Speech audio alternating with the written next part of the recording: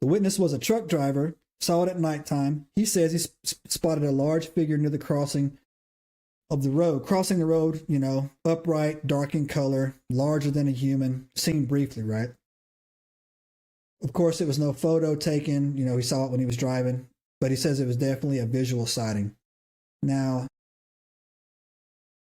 the BFRO, which stands for the Bigfoot Research Organization, actually listed this as a Class A sighting. A Class A sighting, to qualify for a Class A sighting, it's what they consider their strongest type of sighting, right? It's a visual sighting that they see, right? So this truck driver, again, late at night, I'll give you some details on the story, man. Late at night, 2 o'clock in the morning, going down the road, he sees this, you know, Bigfoot, 10 foot tall, black.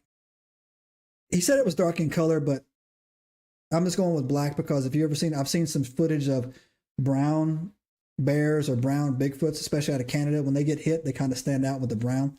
So it was dark. And he saw it, kind of freaked him out a little bit. And you know what? He didn't have a chance to get his phone, didn't even slow down, just kept on going, right? Now, why this location matters, and I want you to keep this in mind as we go up, and especially on Jefferson County, is that Route 7 runs along the Ohio River Valley. Now, this area is known for dense tree lines, right? Dense tree lines. I've only ever been to Cleveland up there. I went and watched a baseball game one time. So I've never really had a chance to explore the, you know, the forest over there. So I'm giving secondhand research on this. But very dense tree lines, limited lighting, and a lot of wildlife in general moves through those corridors, right? So, and again, this was something that he saw moving across the street as he was going. So again, you hear these kind of reports a lot, and it's pretty good, right?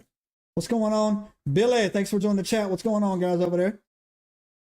The second one now, right, took place in Ashland County. Get back to the map real quick. Ashland County, as you can see, is nowhere near Jefferson County. In fact, it's a good 7 counties away, right,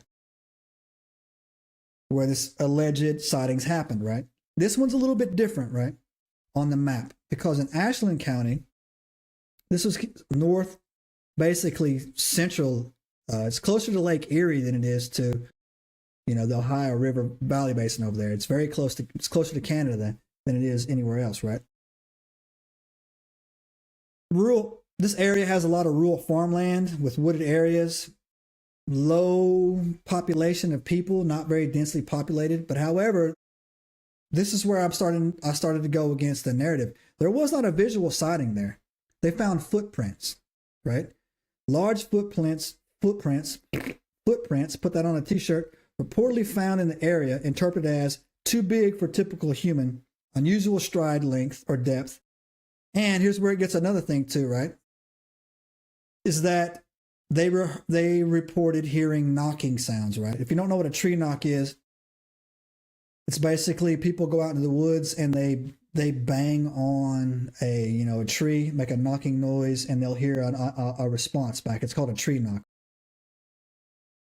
And a lot of people believe that this is how these creatures communicate, right? However, I've been blessed to run into some pretty decent, I would say decent. I want to be humble with this, right? I know a lot of high-end Bigfoot researchers, right? They get out in the field and they do that. And after doing any amount of research on these creatures, they're way more intelligent than anything that you can imagine. They're not communicating with those tree knocks. That's not an ape out there banging on a tree, letting another ape bang back. They have their own language. They have their own, even with the Sierra Sounds audio, they speak in frequencies that we can't even hear, right? That tree knock is something else. Subscribe now and turn on notifications to join us on this extraordinary journey into the unknown.